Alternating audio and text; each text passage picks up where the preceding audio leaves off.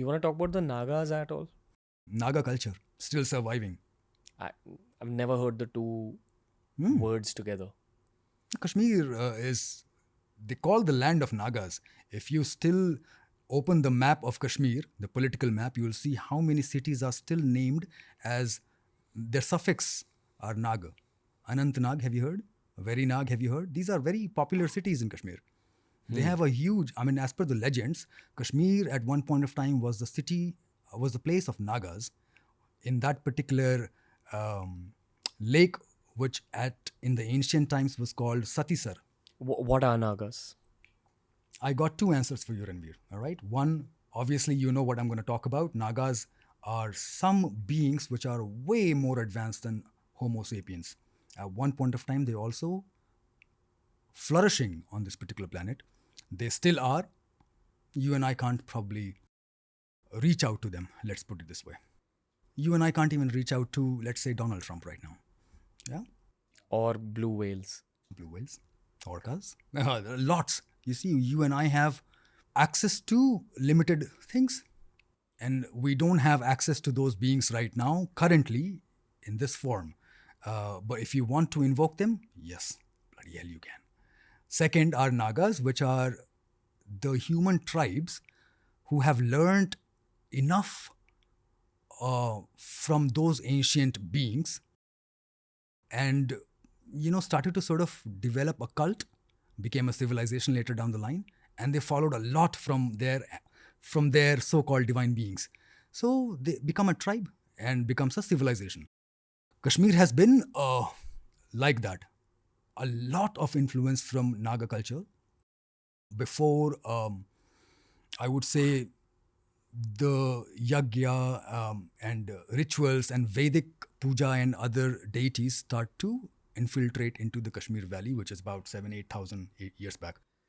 So Kashmir has a huge Naga cult. I have a lot of Shetty friends, lot of Kannadiga friends. They all take their Naga pujas very seriously. And I know for a fact that in the southern part of our country, Naga worship is still relevant, popular. Yes. It's popular to the extent where most families Yes. will do it if they are Sanatani. We've heard of Naga land. Yes. And even names have power. There's got to be some connection there. Yes. Right? Nagaland is mostly a tribal culture. I also know that the tribal forms of Tantra are also extremely powerful. Yes, because they are less corrupted. Yeah. The lineage actually is less unbroken in the tribal cultures. Yeah. You spoke about the human tribes that have adopted Naga culture. Yes. I'm sure Nagaland was a part of that.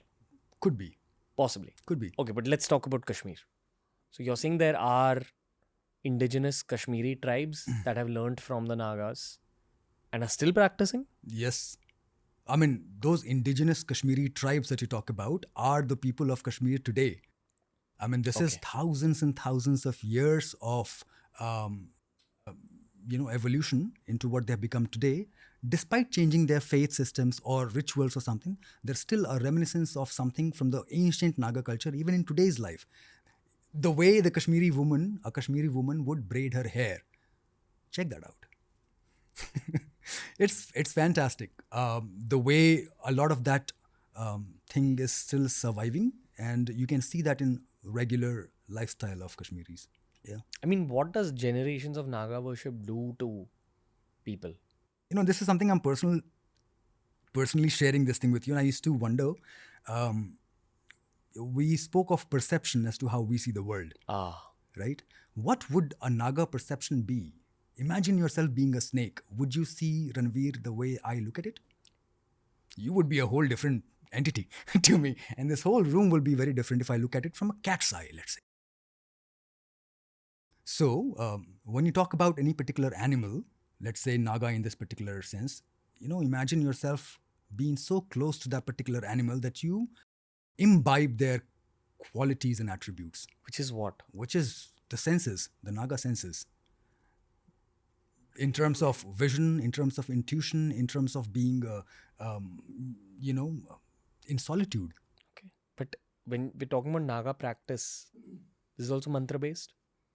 I wouldn't know if there were mantras back then. Mantras come from Vedas and Agamas. Right. But this is from my very limited and humble understanding of how things were in the historic Kashmir. This is predating all these things. The Naga worship that happens in Karnataka, I believe that's centered around mantras, but maybe the mantras that they developed only encapsulated the same energy which was being utilized in the times that preceded the time of mantras. Yeah, you're right, actually. It's the same way with all the Vedic rituals. You see, a lot of Vedic rituals that we do today, like even the Prana Pratishtha, is a tantric practice, which is done in a Vedic way these days. It's just that the mantras are encoded versions of bags of energy. There are other ways to get to those bags of energy, but mantras are what the modern human Sanatani mind can understand. I would say slightly different. Let's understand mantras as the manifestations of the similar devata in the energy form of a sound. Gotcha. That's their energy body in terms of sound. Let's put it this way. The devta is the mantra. Yes. As yes, Rajesh yes, Nandi also keeps saying. Yes. You spoke about the Nagas still being on Earth. Yes. They're still here. Yes. Do you think they have interactions with the snakes that we see around us? Yes. There is some connection between the snakes we see. Yes. Not talking, but or hi, hello, how are you doing, sweetie? But in their own very subtle energy forms. Have you ever? This is a question I hope you don't mind me asking. But when you are in when you sit down for your sadhana, or if you have been through any anusthana, have you encountered a reptilian around ever? Lots of lizards. Lizards, because you're doing it in a protected city environment, I guess. Is that why? Okay. Yeah. But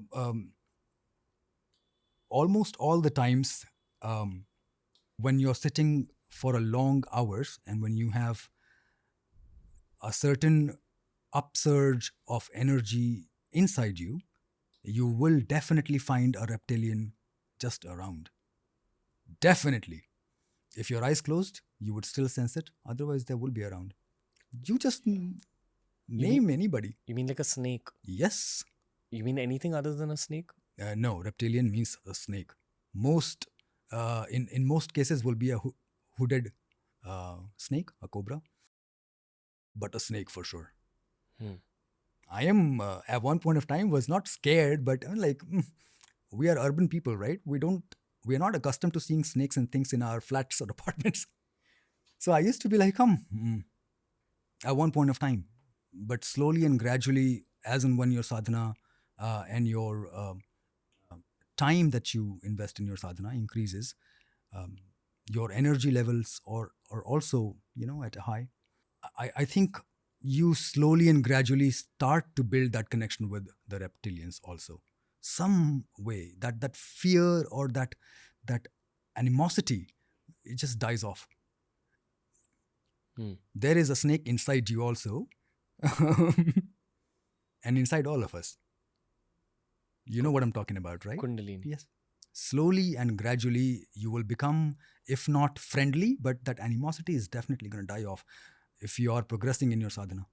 But a snake, especially a hooded one, will always be around if you are in your deepest of meditation, or if you're doing something which is ritualistic in nature, but they will be around for sure. To protect you?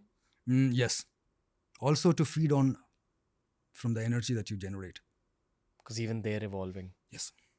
Everybody has to...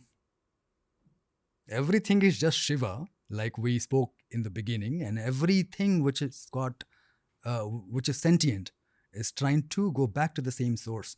So evolution is a de facto thing for almost everything which is sentient. It is growing from whatever level it is to the next milestone.